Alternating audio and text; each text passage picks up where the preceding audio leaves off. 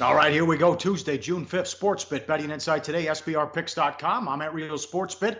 He's at Teddy_Covers. We'll turn on the shot clock before we get out of here. Team previews continue. Kansas City Chiefs. It's Mahomes' team now. We'll get to that and a new offensive coordinator. And the Mad Bum's back. Giants at home against the Diamondbacks. We'll talk a baseball game as well. And play of the day. And welcome aboard Delaware at 1:30 on the East Coast. They'll take their first bets today. 3 casinos open for business. They had parlay card betting since 2009. So Delaware wins the race and beats New Jersey, Teddy. Yeah, and that's certainly something of a surprise when we consider the fact that it was New Jersey who spent all the money to fight the system through the courts all the way up to the Supreme Court. Who takes advantage first? Delaware. We'll give the first state, they were the first state, right? I forget. Anyhow, whatever Delaware is known for, we'll give them credit for being first to market. Fascinated to see what type of action, what type of handle we see in Delaware right from the get-go, because some of the quotes, again, we continue to hear the most ridiculous things coming out of legislators' mouths around the country, thinking that sports betting is going to provide a little bit more revenue. And a guy, there was one yesterday where the guy convinced overall handle with hold. He's like, oh yeah, we're going to make $5 billion off of this like Nevada did. It's like, yeah, good luck with that. Yep. Not quite that much revenue, guys. Yeah, incredible. And Al Leiter, too. Al Leiter at the Assemblymen meeting. $500,000 you can bet on a ball or a strike with in play. Unbelievable comments with that yesterday. 3-1 series lead for the Capitals. Knights played well, dominated the first 10 minutes. They have hit the post 7 times in the last 2 games. They should have had the lead early. They trailed 3-0 into the first period. And through 2 periods, the Golden Knights had a 10-2 high danger chance edge. 10-2. And when it was 5-on-5, they now trail the series 3-1. See if they can force a game 6, game 5 at home on Thursday. Capitals 1 win away from hosting the Cup. Yeah, and certainly here in Las Vegas, bookmakers not quite breathing that sigh of relief yet, because the Caps, we know the Caps, the history of this franchise, they can blow 3 in a row. And considering how it plays out, only 1 home game for Washington in the final 3 games. If the Knights win game 5, puts a lot of pressure on a team that hasn't handled pressure at home particularly well, both this season and in years past. That being said, let's be honest, this has been a one-sided series. It's been all Caps. And while the bookmakers are breathing relaxed here in Vegas, the books that cater to sharp bettors have not done particularly well in this series because it has been mostly Washington money. And we talk about the domination. Remember game 1 where Vegas scored the 6 goals? Prior to the 3rd period last night, it was 10-2 the other way over in the next 3 games. That's domination from Washington. I'm not convinced Vegas is going to bounce back even in game 5, let alone to force game 7. But we'll talk about that a little later when it comes to shot clock time. All right, this was you were looking at a push in this game. Game 1 of a doubleheader, Yankees and Tigers. Total was 9, 7-2 in the 9th. A pop-up to the catcher, Romine, who drops it, and then Bird's not covering first base, and the Detroit batter wasn't going to run it out. They still could have thrown him out. He reaches.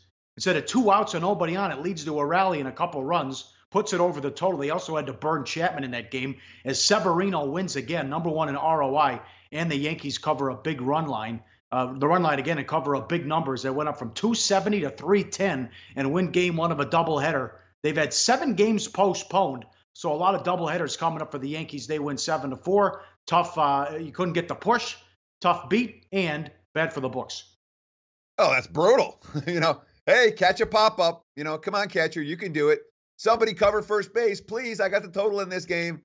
The 2 meaningless runs meant a whole lot to underbettors in that one. And it's not like you're thrilled with a push, but when you deserve a push and you lose it on a stupid error and a stupid play and some garbage runs in the 9th, it's like that 3 at the buzzer in the NBA. It's just like, oh, really? Come on. Yankees total under? Bad beat for what should have been a push. And the Angels, $1.80 up to $2, 4-0 against the Royals. They've scored 5 runs in every game. They win 9-6 and lose some. Bad bets, rather. Diamondbacks plus $1.12 went off the favorite in the under 8, down to 7.5.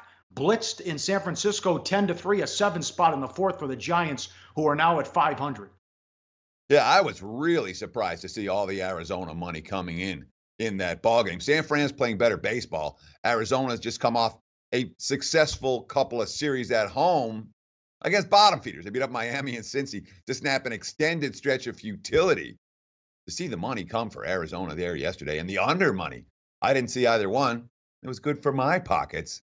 And it was certainly a bad bet for the broader markets with the D-backs and under money, both crashing and burning essentially by the fourth inning.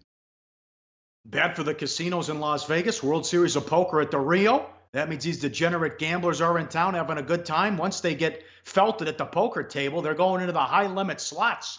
Look at this tweet. Here's a $40,000 jackpot on triple-double. Aces and a kicker, pays 40 grand.